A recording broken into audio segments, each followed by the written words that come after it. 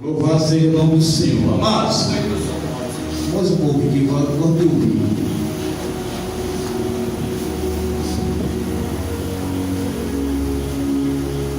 Amados, eu gosto de ouvir. Apesar que o Espírito Santo não precisa de fundo musical, ele precisa de adorador. A gente usa simplesmente pelo. Mas o Espírito Santo não precisa de fundo musical qualquer. Mas aonde ele encontrar o coração pedindo a ele, venha, ele opera. Aleluia. Nesta noite eu quero trazer debaixo da graça, pregar debaixo do tema. E eu quero falar sobre três coisas nessa noite: cinto, sandália e a capa. No decorrer da mensagem, você vai entender por que eu trago nessa noite essa mensagem: cinto, sandália e capa. Amados queridos de igreja, irmãos do Senhor Jesus, vivemos uma época que antecede a vinda do Messias.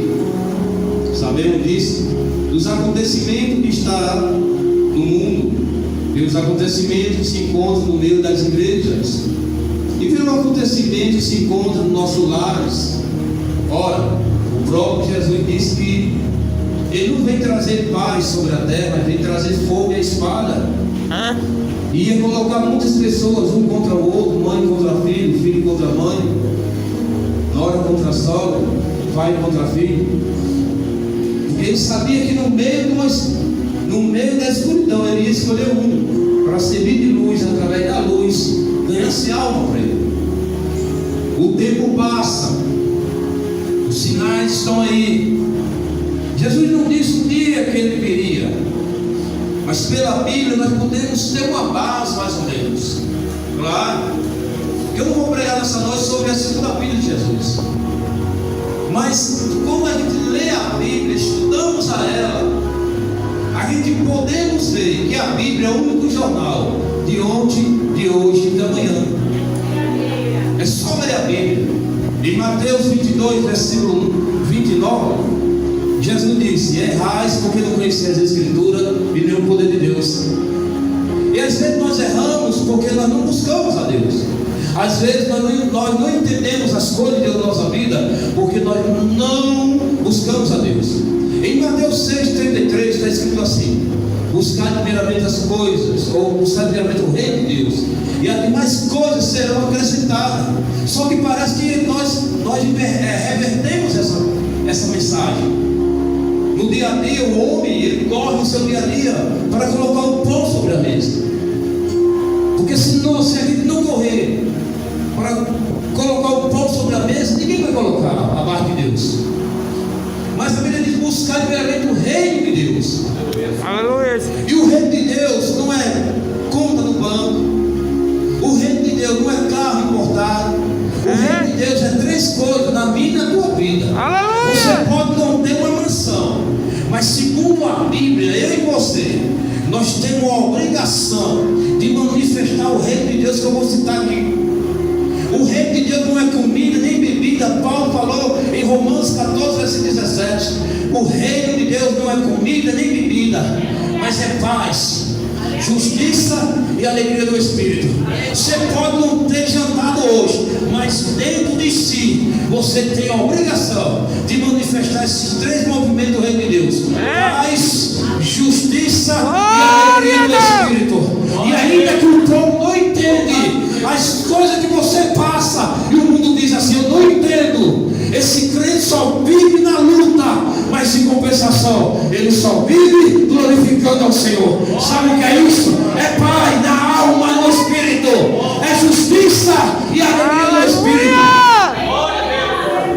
Tem muitos crentes que já perderam isso. Tem muitos crentes que já não dormem direito. Tem muitos crentes que já não têm paz. Mas o reino de Deus não é o que eu vejo aí pregando aí sobre conta no banco, você vir pobre e sair rico. Isso não é o reino de Deus. O reino de Deus, deixa eu lhe falar algo antes de eu entrar na mensagem. Existem pessoas que não têm uma rede e uma cama. Existem pessoas que não têm um fogão de quatro bocas.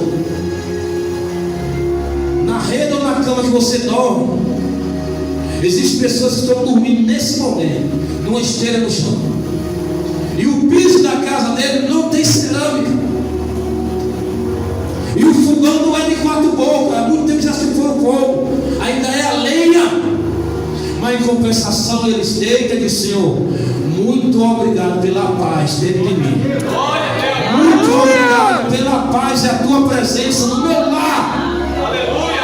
Glória a Deus. Louvado seja Deus. Aonde eu moro é o nosso recinto. O pastor já foi lá entregar o imóvel. Não é uma mansão literalmente falando, mas para mim é um pedaço do céu. Aleluia. Eu disse a minha esposa: o que importa numa casa não é o tamanho, mas é a convivência de quem está morando lá. Não é o tamanho da casa que traz alegria, mas é a convivência. Aleluia. Se tiver comunhão, se tiver respeito, se tiver diálogo, aí também tem a presença do Espírito Santo. Glória a Deus. Louvado seja Provérbios diz assim: um cordão de 3 dólares é difícil de torar. Tem casal que a terceira droga já saiu há muito tempo, porque não tem diálogo, não tem comunhão, não se senta com a esposa, não conversa, não choram junto, não oram junto. Aleluia. Mas nessa noite o Espírito de Deus vai trazer à tua vida o que você perdeu, porque nessa noite debaixo da graça de Deus. Querido, cinto, sandália e capa. Escute, o menino Jesus nasceu.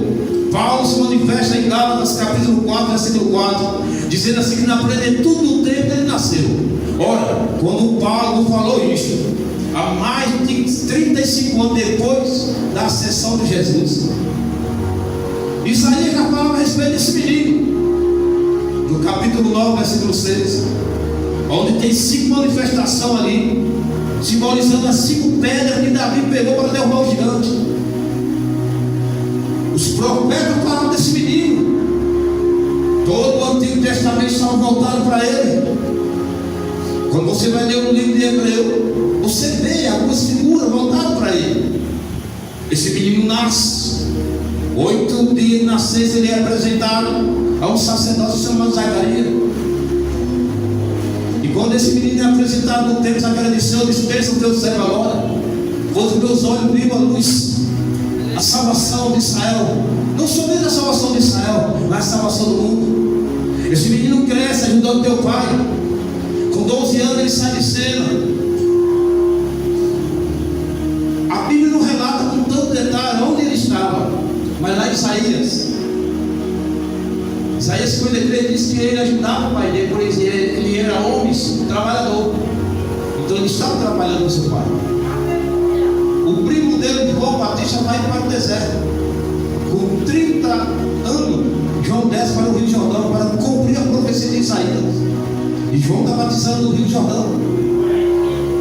De repente, num dia maravilhoso, um sol escaldante, aquele menino que saiu de cena, ele aparece agora como um homem. Aleluia. E o mais interessante, que eu acho lindo a Bíblia, é que ele não vai mudar um tio, se eu acredito, ou aceito ou não. Deus não vai tirar um tio ou mudar um tio, se eu aceito ou não essa palavra. O problema hoje é que muitos não estão aceitando essa palavra, e por não aceitar a palavra, vai para outro lugar. E Deus, usando o instrumento, ele vai para outro lugar, mas a palavra é a mesma.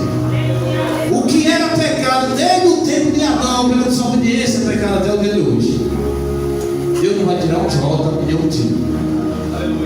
Esse menino se torna assim um adulto, e ele entra na fila, porque João está batizando. Jesus, ele não furou a fila, ele entra na fila. Aleluia. Sabe o que eu aprendo com isso? Tenha calma, meu filho.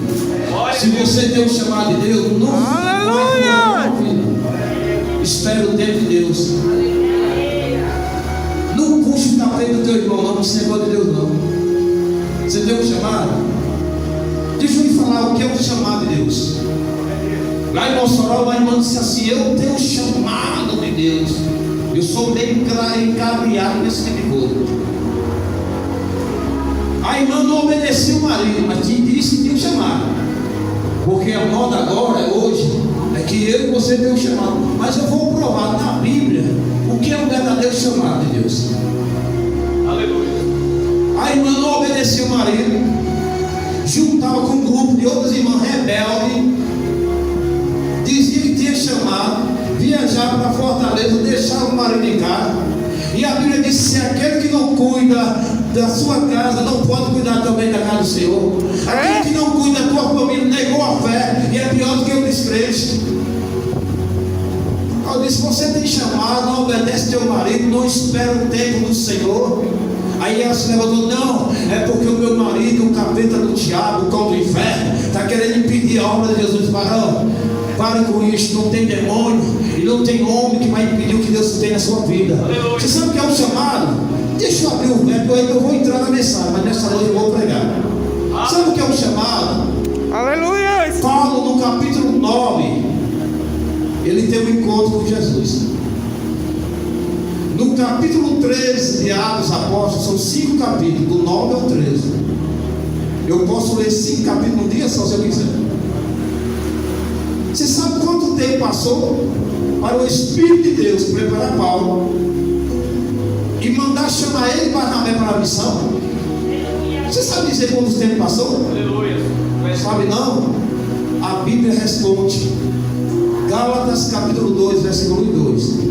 Paulo diz que ele passou 14 anos se preparando para ir para a missão. Aleluia. Glórias a Deus. Se você tem um chamado, você vai descansar em Deus, porque no tempo de Deus ele vai te levantar.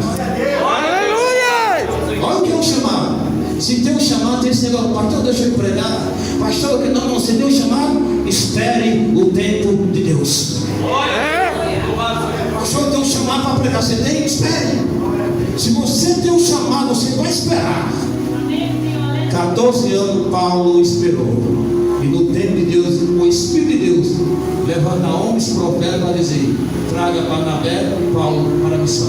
Glória a Deus. Aleluia! Escute, Jesus sai do Rio Jordão. Eu vou pregar na cena maravilhosa que acontece ali. E ele vai para o deserto. Todo mundo conhece. Ele vai jejuar 40 dias e 40 noites. Ora, Deus não precisa de jejuar, mas um homem chamado Jesus sim. Porque Jesus era Deus, mas também